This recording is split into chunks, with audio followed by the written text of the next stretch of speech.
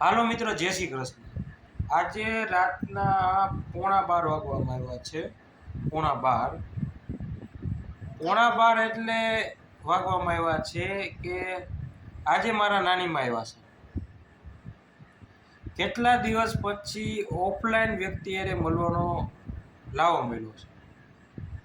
શું કામ કે હમણાં એ બિઝી હતા, એ રાજકોટ હતા, એના મોટા દીકરા ભાઈ હતા, એની પાસે ટાઈમ નહોતો. અમારે અપોઇન્ટમેન્ટ લેવી પડે. આ સતનો સંગ સત્સંગ. અને મિત્રો, એક વાત યાદ રાખજો, હંમેશા સતનો સંગ સત્સંગ જ્યારે થાય કે એ વ્યક્તિ ઓફલાઈન હશે તો, નકર એ ઓનલાઈન થઈ જાય. સતનો સંગ તો ત્યારે થાય કે સત હોય અને સત્સંગ થાય. એ કેની હારે થાય અત્યારના જમાનામાં? કે નાની ઉંમરનું છોકરું હોય અને મોટી ઉંમરનું હોય ત્યારે આપણે તો વૈચારાના જ કેવું હોય, બધાને સાચવવા હોય એટલે ખોટું બોલવું પડે. અને આને તો કંઈ નહીં, બરાબર છે.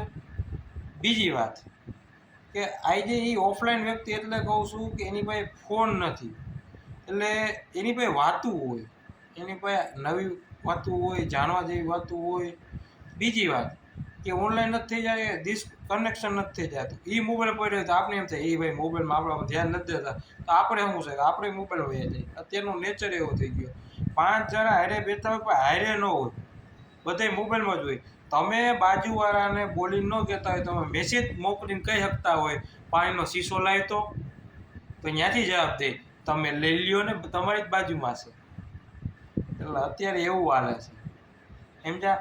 અને જ્યારે આજ મને ઉમંગ થાય છે એટલે બોલું છું ને લાંબુ કરું છું કે જ્યારે આવા વ્યક્તિ મળી જાય ને એટલે ટાઈમ ઘડિયાળની સામે તમારી નજર નથી પડતી. પછી જ્યારે અચાનક પડે ને, ઓહો 2 વાગી ગયા, ત્યારે એમ થાય કે ના હો, કે કૌંબાની અંજલી લેવાય છે.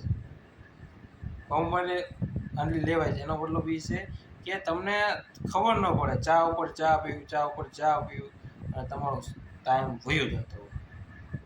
આ મારા નાની. જય શ્રી કૃષ્ણ બોલો. જય ગોપાલ. જય શ્રી કૃષ્ણ. આવડો છોકરો હતો ને જીગર, એના દાદી મારી ચેનલમાં આવ્યા હતા. બોલો કંઈક બોલો. દોશીમાં તમે લાઈવ છો અત્યારે, તમારો બોલવાનો વારો છે. માઈક આપી દીધું.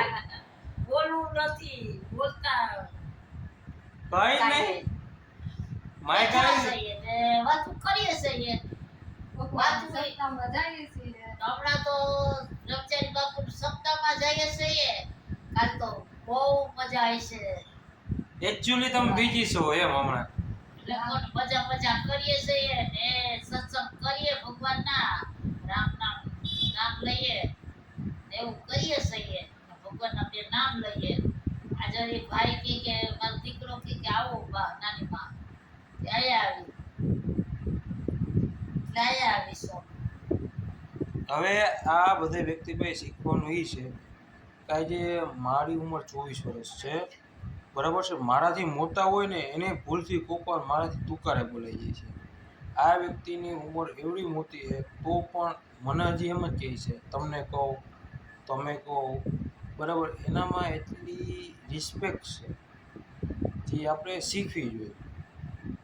કારણ અત્યારે આ તો આપણે વિડીયો બનાવતા આવડે ને, આપણે મૂકતા આવડે ને, આપણે શેરિંગ કરતા આવડે, આપણે 2 શબ્દ બોલતા આવડે એટલે આપણે બધે સાચું તો આની પાસે હોવું જોઈએ. અત્યારે જે પણ બોલવાની કળા છે, સભાનતા છે, બરાબર છે, કેવું બોલવું, કેટલું બોલવું, બરાબર છે. બાકી બધાને અત્યારે બોલતા તો બધું આવડે છે, પણ કેવું બોલે છે એને જ ખબર છે. પછી પીરસી તો દે છે એની રીતે, પણ મર્યાદામાં બોલે. આ બધા સાચું તો અત્યારે આની પાસે બધું આને આવડતું હોય ને, કન્ટેન્ટ કેવી રીતે બનાવો, વિડીયો બનાવો, કન્ટેન્ટ બનાવો, કેવી રીતે અપલોડ કરો, તો આ બધે બહુ આગળ જાય. કારણ કે આનામાં બહુ ઓલું છે, ડિસિપ્લિન બહુ છે. એવડી ઉંમરે પણ જો બોલી શકતા હોય, વિચાર કરો આની પાસે માઇક જાય તો આ ક્યાં જાય? મારી નાનીમાં જુદી લડે એમ છો એમ તો.